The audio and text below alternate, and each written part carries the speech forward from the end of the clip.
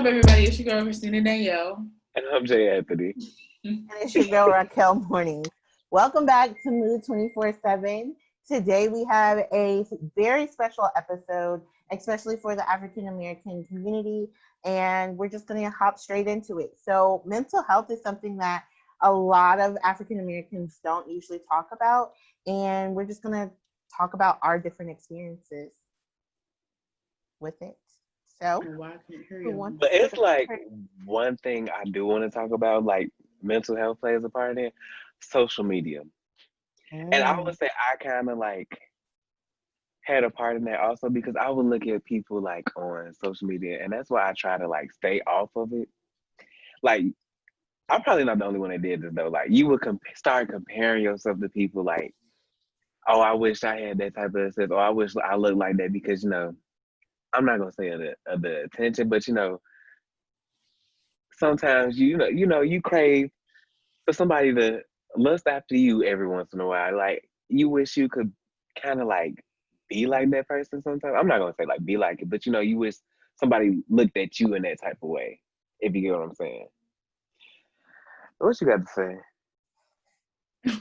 Why do you think I have something to say? Because it's smirk.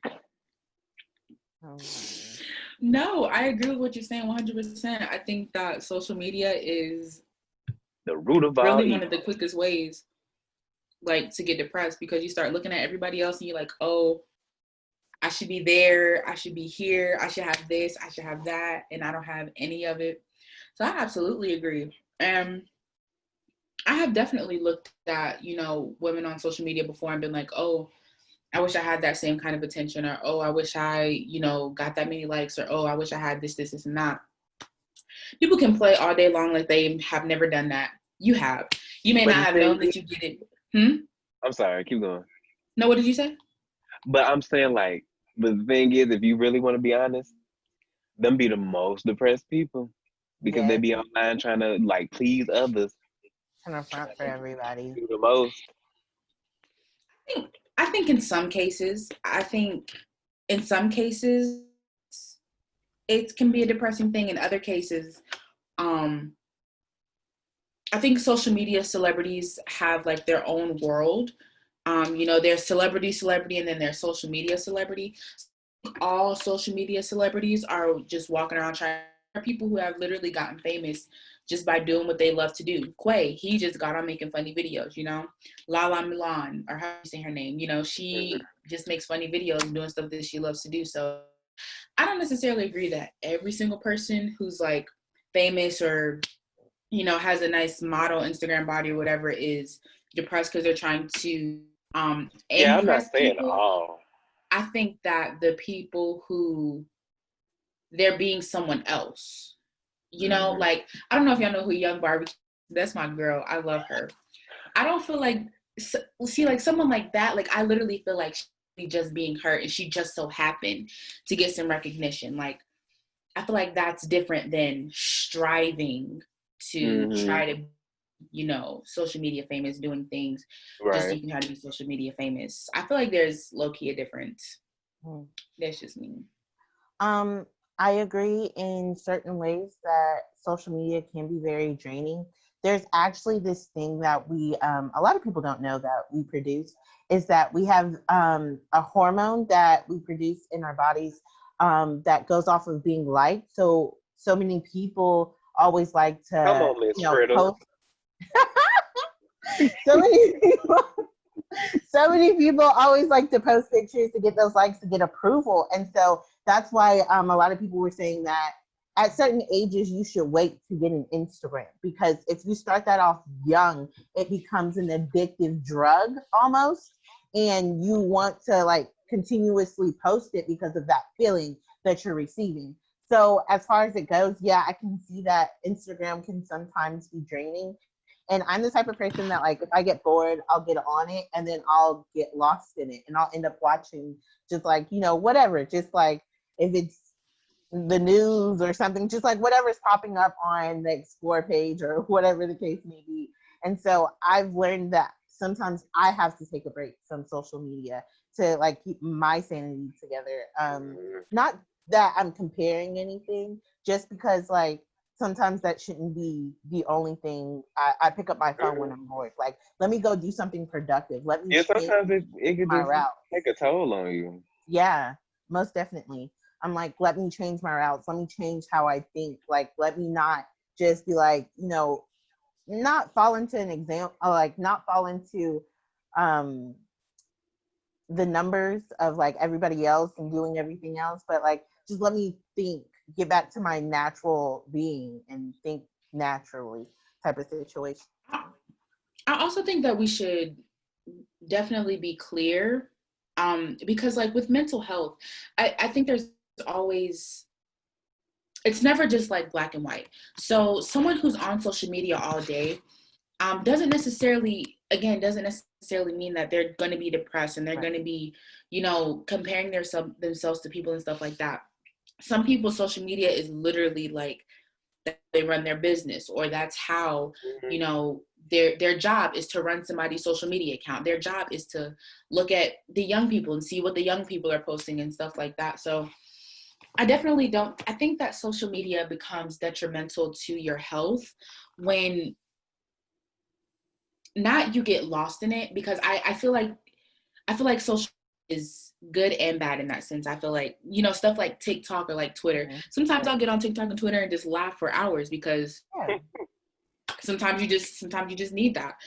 I feel like when it comes to a point where you start looking at yourself like you're less than because of what you're seeing on social media, I feel like Right. that's when it starts to like take a toll on you. Because, for example, I can be on social media for an hour and not feel anything, and then see this one actor who, she's 23 years old, she looks like me, and she's nominated for an Oscar. That's just like an example, but I can see that, and then all of a sudden I start comparing, like, oh, I'm 23, I should be there, I should be doing this. So I think it all kind of goes to where, first of all, what you're looking at, and like your state and how you were feeling kind of before you started doing that, because everybody's different. Social media is not going to make everybody's mental health deteriorate. I think that even though social media is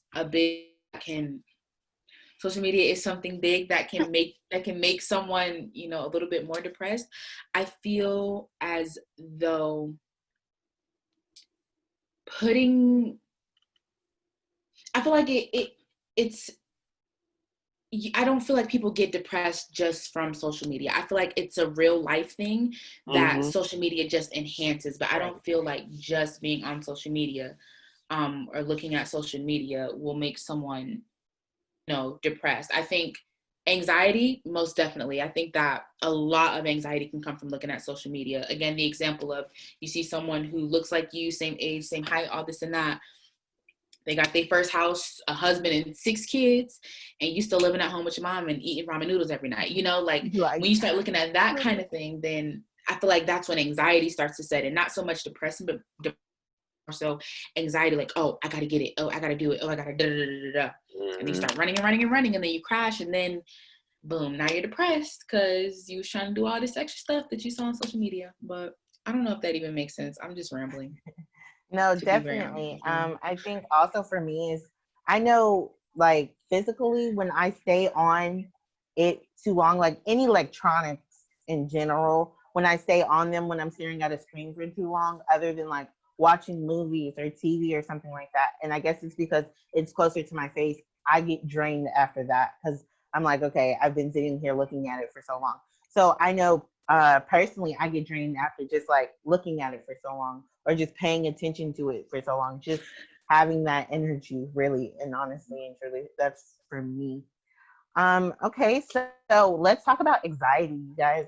Do you guys even remember your first times having anxiety or All the time, honestly. when it just Especially like as of right now, but I kind of calmed down now since I found my own place. But I felt like it's been a lot of instances since I graduated. I felt like I wasn't where I was supposed to be, and I was like there it again. There it is again. Like social media, I started comparing myself, And I just got overwhelmed. Like, am I not doing enough? Like, what do I need to do to get where I want to be? But yeah, I would say my anxiety comes to play a lot, and I need to learn like how to control that. Mm. But yeah. I don't remember my first anxiety attack, but I have had a lot of them. I've had a lot of anxiety attacks. A lot of people don't know I have really bad social anxiety. Really bad. Like I have like honey, I have not like gone to a class before because I was just so I remember my first day of college, like when I actually had to go to class, I literally sat in my room and cried for like 3 hours before my class because I was just so I know that's it. Most people see that's the thing. People think just because you get on stages and stuff that you don't be nervous, but baby, I be nervous. The thing with me is like once I get on stage, it goes away. Once I get on stage, it goes away. It's that before moment. Whereas, and I hate talking in front of people. I hate public speaking. Believe it or not, I actually do. Going and acting on a stage is completely different than having to go give a speech. It's completely different. I know me, both of my sisters, all three of us have really, really, really bad social anxiety. And it can be triggered by anything. And I feel like a lot of people think that anxiety is not a real thing. Not a real thing, but it's not something that actually affects people. I think that people think anxiety is just like something that happens when you're just nervous. That's not anxiety. Anxiety is like I can't breathe, I can't function, I don't know if I'm about to live. Like anxiety is definitely something that you have to go through it to really understand the depth of how much it can affect you. Like I said, for me, because I am a performer and because, my job is literally to get in front of people, I've learned really well hope and how to deal with it, it's gotten a lot better from the first time that I started. Another thing that makes it really bad, for me personally, is when I feel like people are, let me not say that. Let me just give an example. My sophomore year of college, that's when I really started to like understand how talented I was. And I don't say that, I just say that to, that's when I really started to realize, oh snap, like this is actually like, you're really, really good. And people around me started to notice it too. And so the people around me would start to put little nuggets in my ear, like, oh, do you really think this is what you want to do? Or, oh, do you really da da da da da da? And those little nuggets would literally make my anxiety skyrocket. Like I would be, and it's not just like, I don't even know how to explain it. Like, it's not like fear or nervous. I don't know how to explain it. Anxiety is a real thing. It's hard to explain. Anxiety is a real It's just a thing. whole bunch of feelings that just like fester inside and just. Yes, most definitely. Yeah, I definitely think the worst kind is social anxiety. I've seen people with social anxiety who they don't stutter, but they get around people and all of a sudden they start stuttering. I've seen people, you stutter all the time. I'm just playing. I've seen people like my little sister. She's had so bad of anxiety before that she didn't go to like a job interview because she was so anxious. I didn't go to like this audition one time because I was just so anxious. That's why I say like it's not like a nervousness. It's like all of these feelings that you can't really explain. Yeah, you can't. Yeah. You can't explain. No, I'm sorry, Keely. No, go ahead. I was gonna say, do you think that's why we clicked? Cause I swear it's like you just knew I was nervous. Cause I was just sitting there like, I don't want to be here. I didn't want to talk to nobody. I feel like I think that's honestly, I think that's I click with a lot of people anxiety because, like I said, being a performer has helped me to, I know how now these days, like most of the time I can just plow through it. Most of the time you'll know if I'm nervous because I'll start talking to a lot of random people. That's my way of trying to make myself feel more comfortable. That's my way of trying to like, keep those thoughts and keep those feelings down. Whereas other people with social anxiety or anxiety, their way of coping is they fall back. I try to do the complete opposite and just go straight for it. So I do think that's, in a way, I feel like, I'm not going to say I knew you were nervous, but I feel like subconsciously there was something in me that's like, okay, he's nervous and I'm nervous. If we both start talking to each other, then it's just going to cancel out. Like, if that makes sense. Like, anxiety is real. That's just what it is. I feel like a lot of actors have anxiety. I feel like we just push through it because our job is literally to have thousands of eyes on us. Literally. So that makes sense. But no, for me, I think I didn't believe before, just because I was like raised with a really strong mindset. I didn't believe before anxiety exists or panic attacks exist, just because it's like, I was like, no, that's just a mind thing. Like, you can get over it, like push through it. Like, we all go through stuff, we all lose stuff and stuff like that. And so growing up, because I wasn't informed on much of the topic of like having those issues, it was never like a thing to me. And not that I wasn't sensitive to certain people, but other times I would be like, like, are you really having an issue? But then I got into college and I started understanding it a lot more. And I felt bad just for even being like in a position where, just because I didn't understand something, that I was like even somewhat, I wouldn't say judgmental, but like somewhat just not sensitive to the fact of what other people were going through. So then I think I got it a little bit through like, certain assignments and stuff, just like putting that pressure on me to make sure that I'm doing the assignment correctly. It came with like some jobs in and out.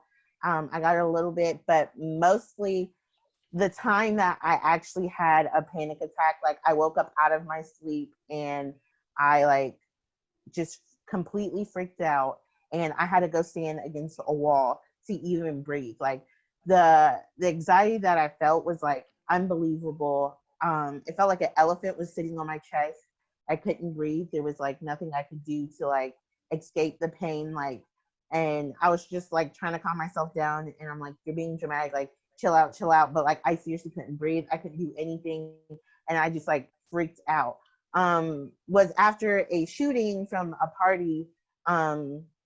It really freaked me out, because it was just like the simple fact that when I was running at that was time. it that shooting on what's the name of that street? You remember that time? She's talking about what happened last year. This happened last year. Yeah, was at the time when we were running, or whatever the case may be, taking off for our lives. It was just like, in my head, I was like, I'm gonna get shot. Like, you just have to prepare for that moment, like, because there was nothing there to protect. Like, we're running towards cars to shield us. There's nothing there to technically protect us. So I remember when you called me. Like, it was a whole thing. Like, I'm running and I'm like, okay, you're gonna get shot. Like, just be prepared. Like, you're gonna get hit, and bullets are flying everywhere. I get behind one car, then they start shooting at the car that I'm behind. I'm by myself. I'm crawling on the ground. Then I meet up with other friends behind another car. Like, it was just a whole moment of like running and stopping and hiding, and then running again, stopping and hiding. And then it was just a whole bunch of stuff that happened. And then like coming back, and what was crazy about that whole situation was coming back, it didn't happen immediately. Like, I cried and I was thankful to like make it home safe and stuff like that. But just coming back, it took about 3 weeks for my body to even adjust completely and get out of it. And it really freaked me out. And that's when I think like I actually understood like completely about panic attacks, and not being able to control that. Like, you get to a point where you can't breathe, and you're inhaling air, but it's not going down. You're going, but it's just not going down. It's not going through your body. You're trying to calm yourself down. You just get in this mode where you just know you have no control. And that right there, to have no control over your body, that right there, that hits you. That really hits you. So, I mean, that's really when I first experienced it, and that was not at all fun. At all. Also, rest in heaven to that Yeah. young lady. Also, it's about to be a year. Yeah. To the anniversary of her death, and God bless her soul. She was in school, doing Just what she came was to supposed to school. do. Yeah. Was a freshman. And you know what was crazy? That was Keela Minty. I remember meeting that girl actually, because they had that whole week for Labor Day Classic, and they had that carnival outside, and that's the first time I met her. Then I want to say like 2 days later, that's when it happened. And it was a crazy. That whole situation was crazy. Like we sat up that night until about like 5 a.m, just trying to really comprehend what happened. And it was just like, did we just, wow, wow. And to see like people in flight mode, I mean, and I'm not trying to be funny, but there were shoes, wigs, AirPods on the ground, like everything. People were gone. Keely, why did you have to say the wigs? I Can you? know, but I'm being serious. Like people were not playing games; they were running, and it was just that's an experience, honestly and truly. And I'm not even trying to be funny. That I It's the prayed to wig God part that killed. I'm so sorry, because I'm that. not even trying to be funny, but I have heard somebody say they wig be holding them back, so they had to take it out. When you running, listen, you leave anything behind. Take this, take this, take this, take this, take this, take this. Like whatever it is that can make you move quicker, you will move. So people like ran out of shoes, all that great stuff, and Oh people yeah, were them in shoes flight probably mode. would have had to come off. Yeah, people were in flight mode, and whew, that was crazy. So what about, let's dig into something a little bit deeper. What about depression, you guys? Whew.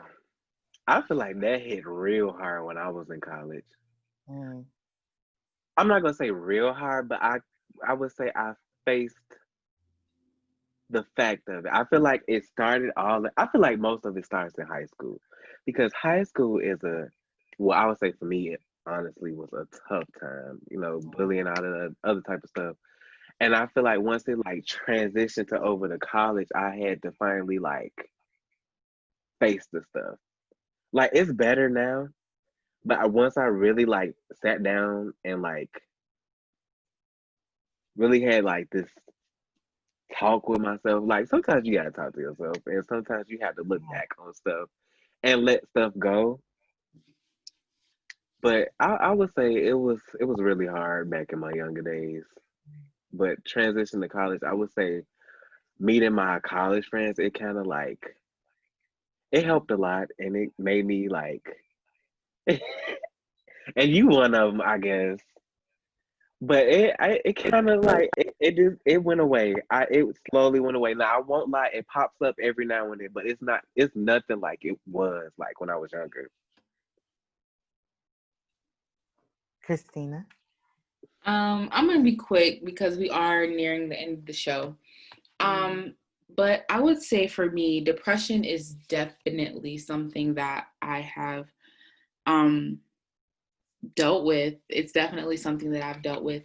I hear there's always been this thing that people say that your friends who laugh the most are usually the saddest, and that had never been more true for me. At the high school was actually high school was pretty good for me. High school was when I found theater, and so I found theater, I was good. I was like, I found my passion, I found that I'm good. My freshman year in college, I was good. The beginning of my sophomore year, I was good. The end of my sophomore year, I first really got a glimpse of what it really means to be depressed. I think I've had suicide. Like I've been through it. I think I've mentioned it on the show before. I was raped at my sophomore year of college, and I didn't tell anybody that it happened. I kept it a secret for about 4 months. I didn't tell anybody that it happened. And you can ask Jordan, you can ask anybody who is my friend. For those 4 months, I wasn't even the same person. I wasn't going anywhere with anybody. I wasn't talking to anybody. I was literally like, I was not even the same person. And everybody's asking me, what's wrong, Christina? You're not coming, da da da da. And I'm just like, oh, nothing. But the sadness that was inside of me, y'all, is something that you can't even begin to fathom. That deep type of, if I get in this shower, I want to lay down and die, and I will be just fine. Like, never getting up again. I will be just fine. No, I will never seeing my mom again. I'll be fine never seeing my sisters again. I'll be fine. Jesus, please, if you take me now, that will be the best thing that you could do for me. Like, to have that feeling second of every single day, it hits different. I've taken pills, by the grace of God. He didn't let me die.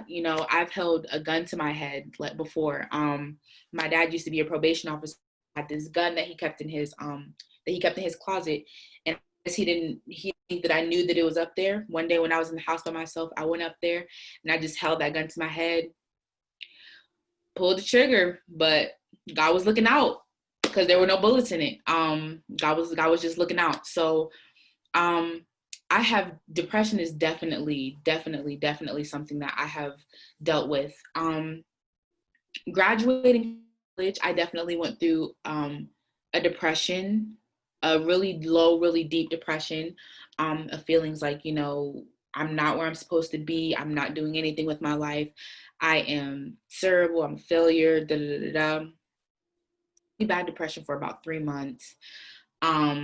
Recently, it happened about 6 months ago. So about 6 months ago is when this depression happened.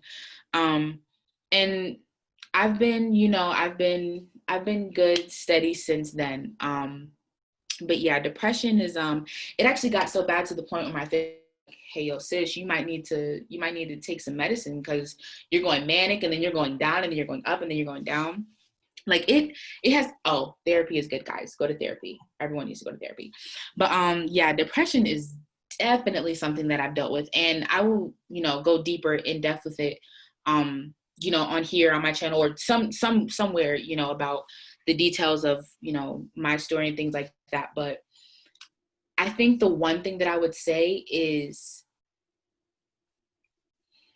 you don't always have to be the strong friend. Yeah.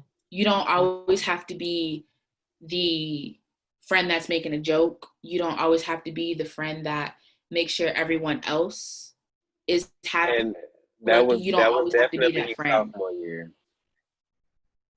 I said that was definitely you sophomore year.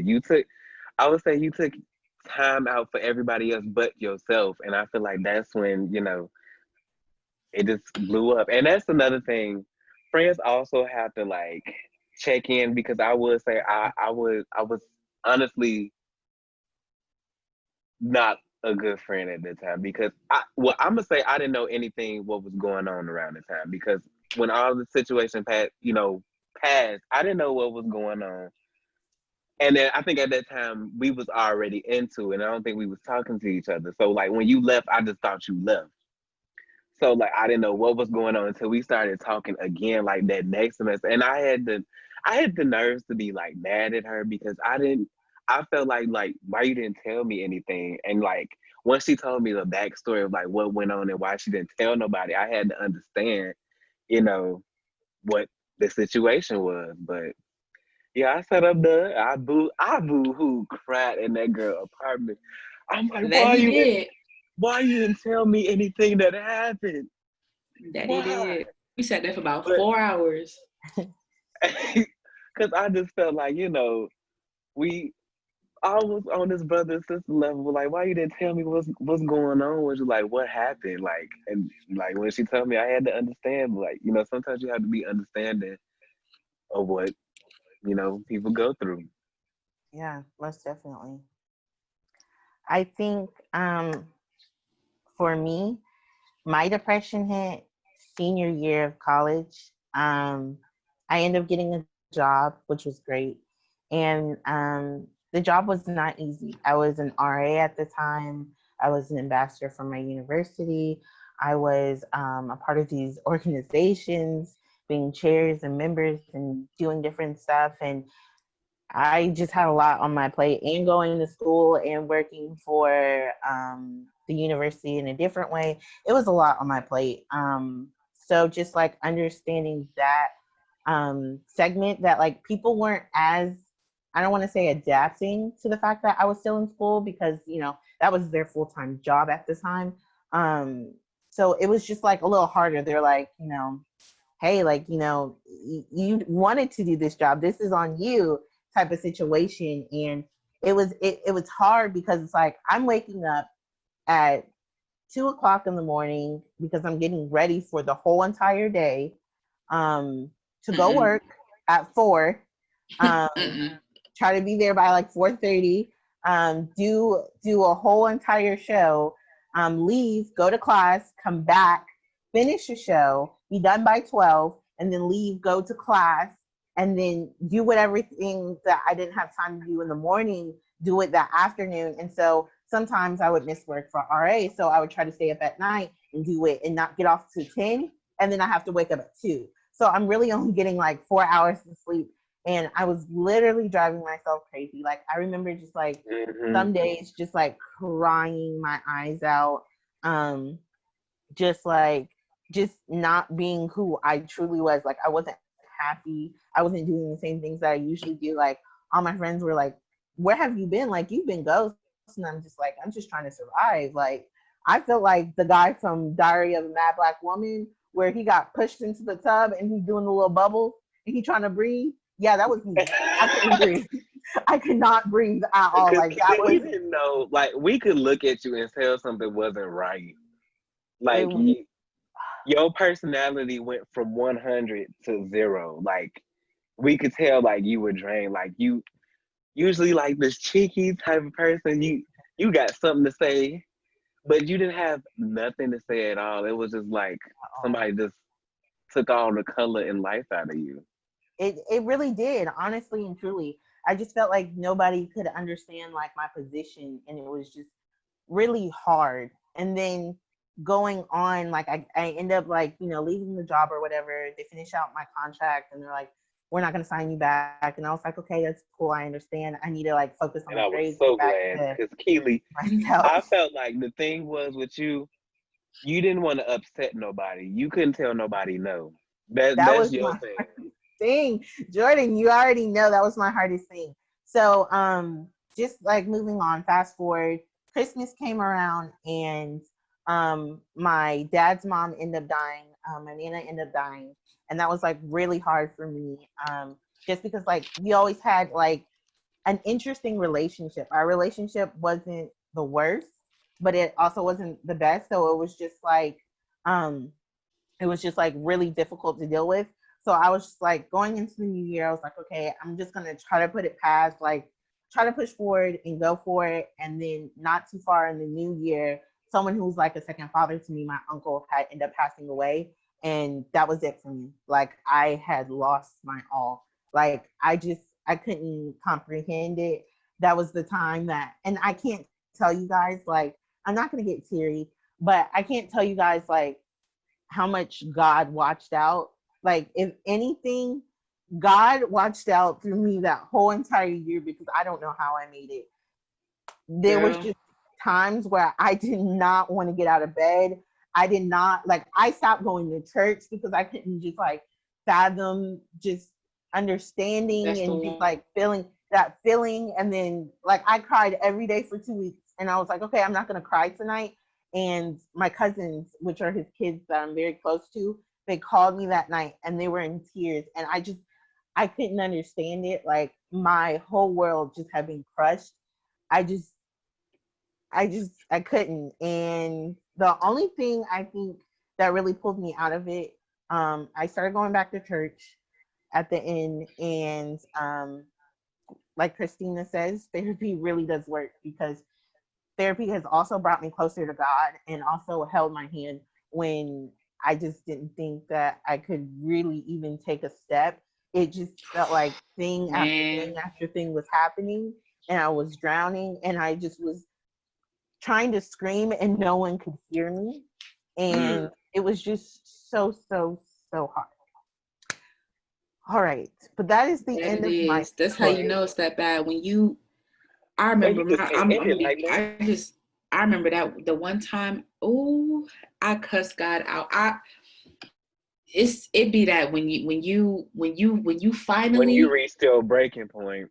when you finally, when you get to cussing God out and be like, you know what? If this is your plan, I don't want it. That's that low. That's that Yeah, lowest that's of the the low. lowest of low. When you out there, baby, I found myself doing stuff I told myself I would Never never do, ever. And I was out there doing it.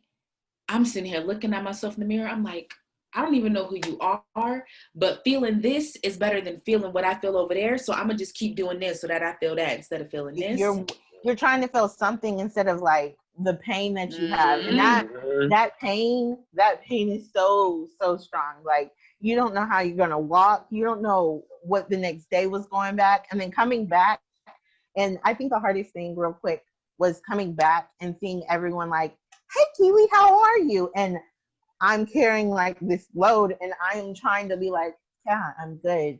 I'm You good. think No, you no, no, I'm smiling, good. but That's it. That's it. That That's pain. it. That's the thing. That's really the thing. And people always say, oh, I'm the funny friend. I'm da da da da da.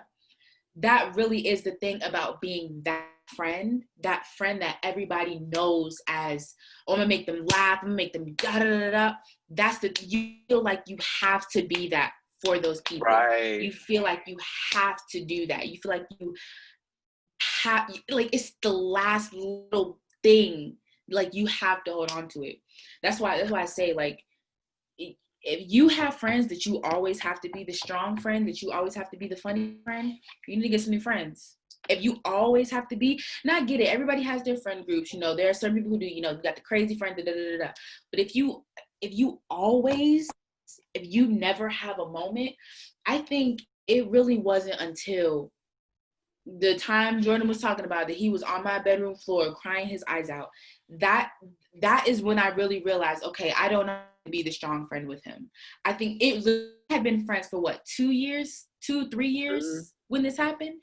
And it wasn't until that moment that I was like, oh, okay, maybe I don't always have to be this. If you always have to be the strong friend, honey, you need to get some new friends. You really need to get. If you always have to be funny friend, if you always have to be the bubbly up, if you're stay and they're not seeing what's wrong, they just wondering why you not making them laugh, you need to get some new friends. That is real. That is really, really, really, really, really real. Like a book on that, bro. If you feel like if you always have to be the strong friend, you need to get some new friends, because that's the one. Yeah. That was the one. Yeah. So yeah. that it's just so important that we even touch this subject of mental health, because honestly, I know there's so many people out there. Yeah, honestly, I know there are people out We there. might have to just do a live on this and talk about our story and talk more about things that have happened. Because, honey, I know I want to get into stories. Yes, I know there are people out there. Now, Yeah, they're just feeling alone. Just know, y'all. I've been waiting to tell my suicide story. Let's tell them. We've been through it. We've been there. We've dealt with it, and we're here. We are here. So, and the thing about it is, it might come back. The depression might come back, but if you get through it once, if God can bring you through it once, He can bring you through it again. So just remember that. Oh, I'm That gonna get the yeah, shot. I felt that one. If God can bring you through it once, He can bring you through it again, honey. We're gonna have to do a live one. I'm gonna start preaching, and we already over time, so I'm gonna just Yes. I'm gonna just shut up. But yes. So thank Y'all know how you, I get. Jordan and Christina, and I guess to myself as well, for sharing our stories, because this was not an easy feat at all. Make sure you guys like, subscribe, share, comment, all the above. Yeah. Bye, Anything y'all. else?